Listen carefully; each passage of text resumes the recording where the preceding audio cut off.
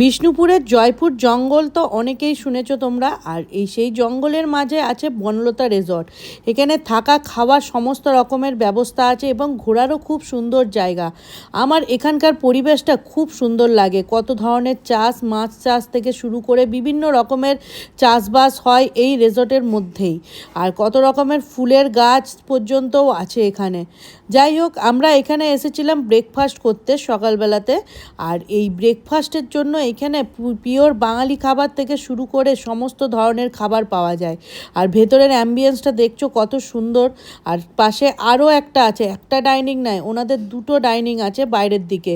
যাই হোক, আমরা এখানে এসেছিলাম ব্রেকফাস্ট করতে। আর ভেতরে বসার জায়গা দেখতেই পাচ্ছ কতটা সুন্দর, কাঠের চেয়ার টেবিল, যেটা আমার সবথেকে বেশি ভালো লেগেছে। আর এখানে ব্রেকফাস্টের জন্য আমরা অর্ডার দিয়েছিলাম লুচি। আর লুচির সাথে দেখো কত কি দিয়েছে, 3 রকমের ফল দিয়েছে, কলা দিয়েছে, পেঁপে দিয়েছে, তরমুজ দিয়েছে, তার সাথে 1 বাটি তরকারি দিয়েছে মটর আলুর। আর এই ফুলকো ফুলকো লুচির মজা পেতে গেলে তোমাদেরকে আসতে হবে বনলতা রিসর্টে। আর এখানে দেখতেই পাচ্ছ খাবারটা কতটা সুন্দর পরিমাণে। আর ঘুগনিটা দেখো, সবুজ মটর আলু দিয়ে ঘুগনি।